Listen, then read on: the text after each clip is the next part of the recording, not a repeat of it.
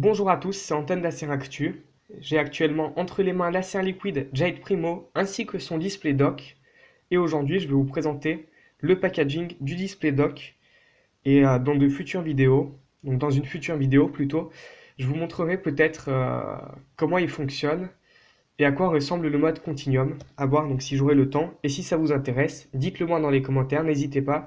Tout simplement parce que cette vidéo concerne surtout mes abonnés actuels, donc ceux qui s'intéressent particulièrement à la marque Acer, tout simplement parce que le téléphone, d'après ce que je sais, n'est plus commercialisé en France. Il en reste encore en Belgique. Dans d'autres pays, je ne me suis pas renseigné, mais c'est vraiment pour vous que je fais cette vidéo, donc mes abonnés, et pour le plaisir également. Euh, donc si vous voulez que je vous fasse une vidéo de présentation de Continuum, dites-moi dans les commentaires, et si ça vous intéresse pas, vous pouvez aussi le dire. Donc voilà, au niveau du packaging, on trouve un packaging assez joli qui reprend un peu les lignes de la boîte du Jade Primo avec les traits dans ce sens-là. Si oui, voilà. Donc ici, ils sont un peu plus clairs, mais c'est plutôt joli. On a le marquage Display Dock, le logo Acer. Sur le dessus de la boîte, on n'a rien. Sur le bas, on n'a pas grand-chose non plus. Sur le côté, on a les numéros de série et rien de très intéressant, mis à part les prises qui sont présentes sur le dock. Donc déjà, le modèle, c'est le D01, donc c'est son notre nom de référence. Donc si on tape logiquement Acer D01, on devrait le retrouver en vente chez un revendeur, s'il est toujours en vente dans notre pays par exemple. Mais vaut mieux taper quand même Display Dock. Ensuite, on a une prise USB 2.0, une autre 3.0. On a une sortie HDMI. L'adaptateur secteur fait 5 volts 4 ampères. On a le part number, donc la référence exacte du produit, la date de production et puis pas grand chose, mis à part le numéro de série et les codes barres.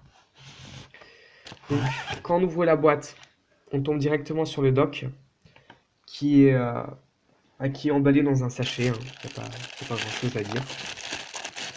Voilà. Donc le dock, il est fait d'un plastique verni. En général, qu'est-ce que je dis? Quand il est neuf, on a un plastique de protection dessus pour qu'il ne se raye pas pendant le transport. Donc voici les fameuses prises. Donc en fait, au final, on a deux USB 2.0. Donc là, c'était juste le listing sur le packaging et on nous indiquait pas combien il y en avait. Donc à force, j'ai oublié. Bref, il y a la prise pour l'adaptateur secteur, la prise USB 3.0 ainsi que la sortie HDMI. Donc c'est plutôt sympa parce qu'on peut brancher plusieurs disques durs par exemple dessus, dont un en USB 3.0 et surtout si on utilise une souris Bluetooth ainsi qu'un clavier Bluetooth avec le Bluetooth du téléphone. J'ai un peu du mal avec ce mot-là ce matin parce que je suis un peu enrhumé. Eh bien on a trois prises et on peut brancher jusqu'à trois périphériques différents. Sur l'avant on a le marquage Acer et on a la fente pour mettre le Primo tout simplement avec le connecteur type C. Ensuite, on a un petit version en carton sur lequel le dock était posé. On a le guide rapide. Voilà, on nous indique comment brancher le dock. Je vous avoue que je ne l'ai pas lu. On a une légende des prises apparemment. Et c'est tout en fait. Bon, on n'a pas grand chose. Après, il n'y a rien d'autre à expliquer. Tout est expliqué sur le téléphone. Et au niveau du système d'exploitation, on a les informations de sécurité. Voilà, ça c'est concernant le recyclage essentiellement.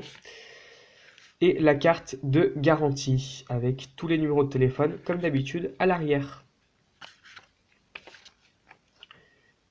Par la suite, on a une grosse boîte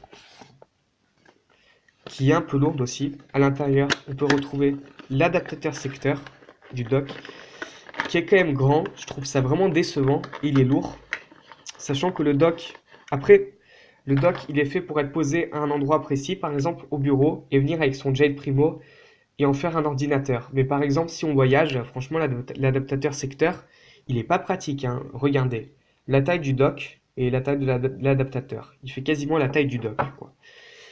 Bon, on a un câble assez épais, ce qui le rend lourd également, qui est d'une longueur moyenne, mais satisfaisante. Voilà. Et dans la boîte, on a un petit embout FR qu'on peut clipser.